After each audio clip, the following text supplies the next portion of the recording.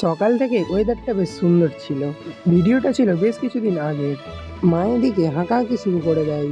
ঝটপট রান্নাশালে এসে দেখি ও বাবা, মা বাজার থেকে যে মাংস নিয়ে এসেছে। পরে মাংসগুলোকে বেশ ভালো করে ধুয়ে নিলাম। এরপর নুন, পরিমাণ মতো লঙ্কা গুঁড়ো, পরিমাণ মতো হলুদ গুঁড়ো ও রিফাইন তেল দিয়ে মাংসটিকে ভালোভাবে মাখিয়ে নিই। চলো কমপ্লিট ফাইনালি।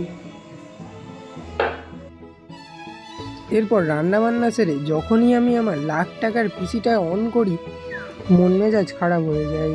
প্রিন্টারটাতে দেখি রেড লাইট ব্লিঙ্কিং করা শুরু করে দেয়।